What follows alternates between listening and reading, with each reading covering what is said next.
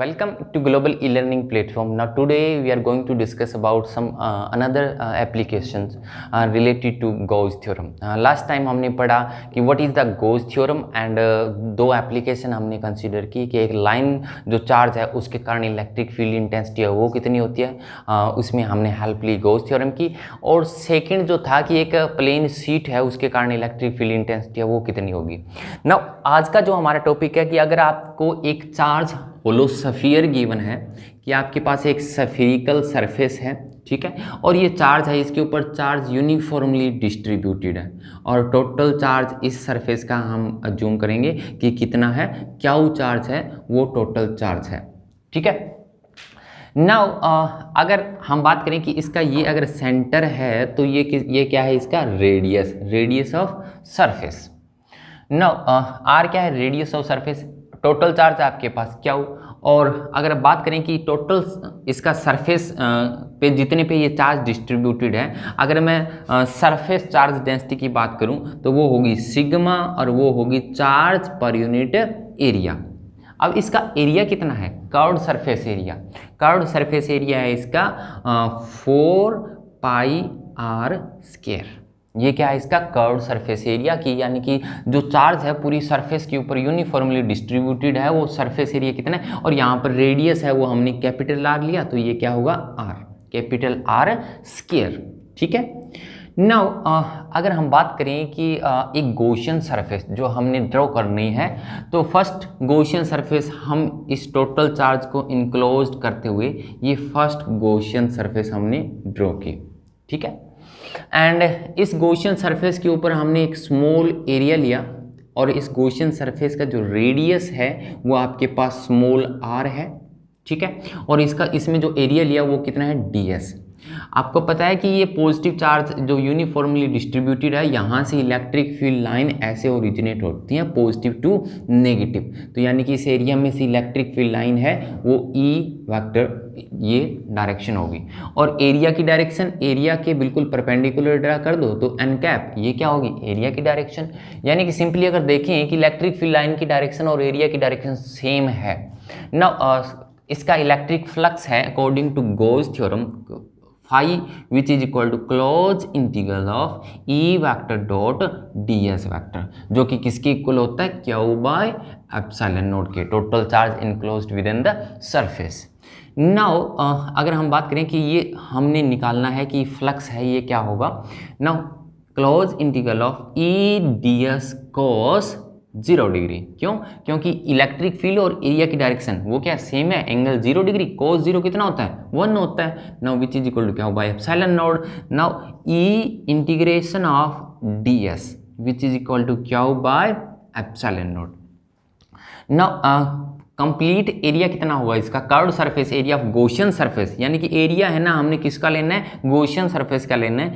ई है dot close integral of ds which is equal to 4πr², है ना, Gaussian surface का curved surface area which is equal to Q by epsilon naught. Now E which is equal to Q by 4π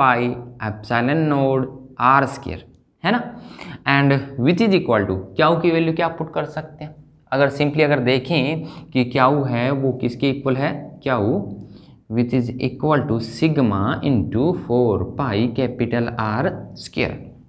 now Q की value अगर put करें sigma 4π R² divide by 4π and small r²। Capital R जो charge sphere है उसका radius and small r Gaussian surface का radius. ना 4π से 4π cancel out हो गया, ये हो गया, है ना, तो आपके पास रिजल्ट आएगा sigma r² divide by epsilon not r²। ये किसकी वैल्यू होगी, इलेक्ट्रिक फील्ड इंटेंसिटी इस सरफेस के ऊपर। नाउ अगर आप देखोगे सिंपली दो फॉर्म आपके पास बनी। फर्स्ट ऑफ ऑल अगर आप चार्ज की टर्म में नोट करोगे तो आपके पास रिजल्ट ये आएगा, एंड चार्ज को अगर आप डेंसिटी की फॉर्म में रिप्रेजेंट करोगे तो रिजल्ट ये आएगा। नाउ जो अगर हम इस कैपिटल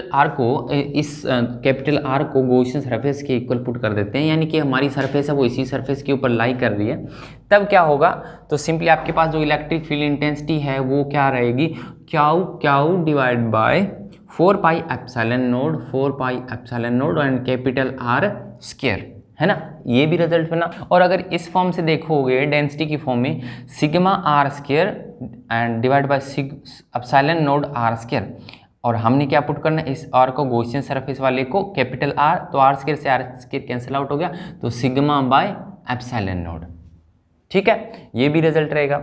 नाउ अगर हम इसके अंदर इलेक्ट्रिक फील्ड इंटेंसिटी कैलकुलेट करना चाहें, तो इसके अंदर देखोगे कि कोई चार्ज है इस गॉसियन सरफेस के अंदर इनक्लोज्ड नहीं है, तो अंदर क्या होगा, इसका जो इलेक्ट्रिक फील्ड इंटेंसिटी है वो क्या रहेगी आपके पास, 0। नाउ अगर ग्राफिकली रिप्रेजेंट करें कि कैसा रहेगा इलेक्ट्रिक फील्ड इंटेंसिटी वर्सेस जो गॉसियन सरफेस का रेडियस था वो कैसा रहेगा। नाउ जैसे आर है वो इंक्रीज करते हैं इलेक्ट्रिक फील्ड इंटेंसिटी, अगर ये क्या है, आर पॉइंट कैपिटल आर यानी कि सरफेस है इस सफियर की, चार्ज सफियर की, तो इलेक्ट्रिक फील्ड इंटेंसिटी यहाँ पर मैक्सिमम होगी, ठीक है। एंड देन इसके बाद ये रूल फॉलो करते हैं, E is inversely proportional to R square, तो इसके बाद है ये क्या होगी, डिक्रीज होती जाएगी ऐसे करके, ठीक है। नाउ ये था हमारा कि अगर हमारे पास चार्ज कैसा हो, एक सफियर के ऊपर यूनिफॉर्मली चार्ज डिस्ट्रीब्यूट हो। नाउ सेकंड जो है कि अगर आपको एक सॉलिड सफियर यानी कि जो चार्ज है वो इसके वॉल्यूम के अंदर भी इंटायर सरफेस जो इंटायर वॉल्यूम है उसके अंदर यूनिफॉर्मली डिस्ट्रीब्यूटेड हो, देन इलेक्ट्रिक फील्ड इंटेंसिटी वो कैसी रहेगी। तो ना सॉलिड स्फीयर का केस ले रहे हैं, तो अब की बार आपके पास है, आपके पास एक चार्ज और चार्ज जो एक सफियर और चार्ज है वो यूनिफॉर्मली डिस्ट्रीब्यूटेड है इसके वॉल्यूम के अंदर भी, यानी कि इसके इंटायर वॉल्यूम में जो चार्ज है वो यूनिफॉर्मली सरफेस पे भी है और इसके अंदर भी है, ठीक है। आपके पास ऐसा एक सफिरिकल बॉडी, आपको चार्ज सफिरिकल बॉडी गिवन है।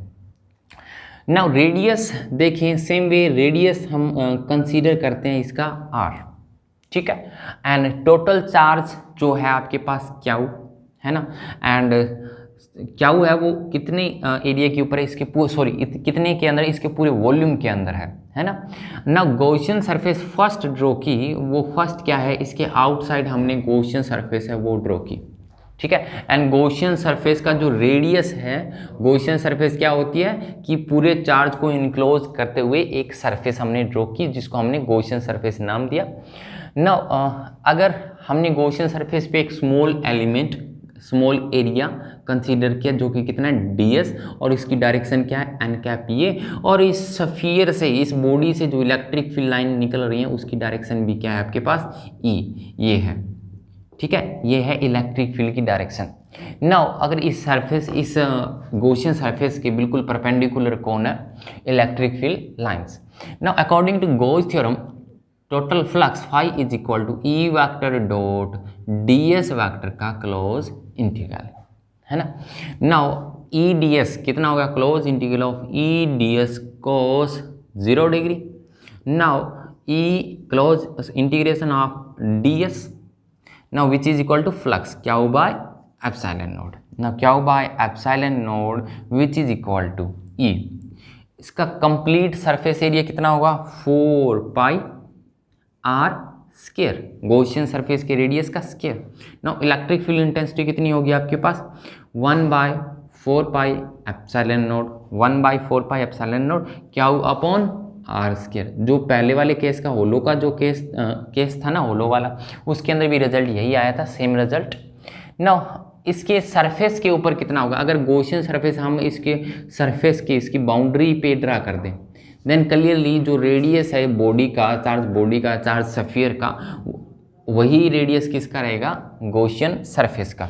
नाउ तब उस केस के अंदर इलेक्ट्रिक फील्ड इंटेंसिटी कितनी होगी, 1/4 pi epsilon naught Q upon capital R square, 4 pi epsilon naught Q upon R square, इसके इक्वल होगा। ये कब होगा, जब इसके बिल्कुल बाउंड्री पे गॉसियन सरफेस है वो लाई कर रही है। नाउ नेक्स्ट है आपके पास कि अगर इसके इनसाइड अगर कोई गॉसियन सरफेस है वो इसके अंदर लाई करें कि गॉसियन सरफेस है वो इसके अंदर ही लाई कर रही है, देन जिसका रेडियस कितना है r और इसके ऊपर स्मॉल एरिया लेते हैं हम ds। ठीक है, ये ds है। नाउ अब यहाँ पे थोड़ा चार्ज का कंसेप्ट कॉम्प्लिकेटेड हो जाएगा आपके पास। Now according to Gauss theorem phi is equal to E vector dot ds vector का क्लोज इंटीग्रेशन होता है। ठीक है, नाउ अगर आप देखोगे तो फाई इज इक्वल टू, जो कि क्या होगा, किसके इक्वल होगा, क्याउ डिवाइड बाय एप्सिलॉन नोड।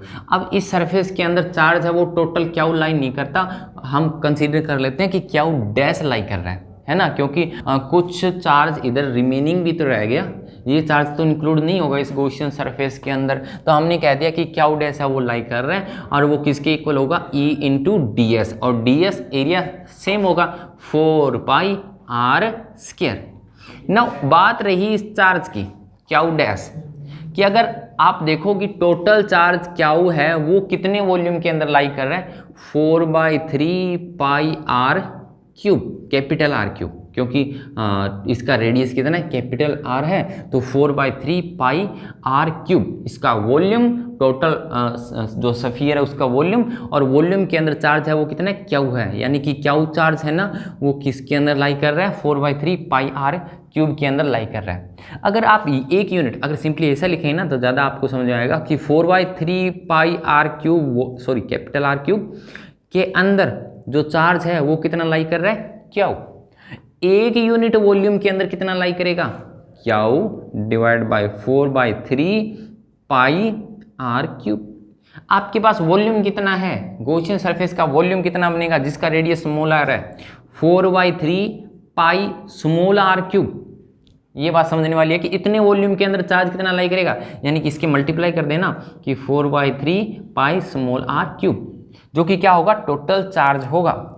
ये किसके रिजल्ट, ये किसके इक्वल आएगा कि ये क्याउ डैश होगा, और 4/3 से 4/3 कैंसिल आउट, पाई से पाई कैंसिल आउट, यानी कि क्याउ डैश है वो किसके इक्वल है कि charge total R cube into small R cube. ये क्या होगा, टोटल चार्ज इस सरफेस के अंदर जितना है ना। क्याउ डैश की अगर वैल्यू देखें तो वो क्या हुई, Q divide by R cube, ठीक है, epsilon naught and multiply with R cube.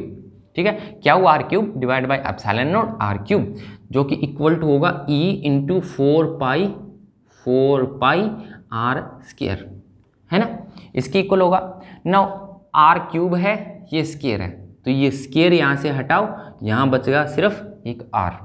ठीक है, नाउ E है वो क्या होगा, 1/4 पाई ये आ गया, एप्सिलॉन नोड यहाँ से ले लो, आर क्यूब यहाँ पे बचा, और ऊपर कितना बचा यहाँ पे, क्याउ आर। ठीक है, ये इसके इक्वल होगा। तो ये रहेगा हमारा रिजल्ट। Thank you.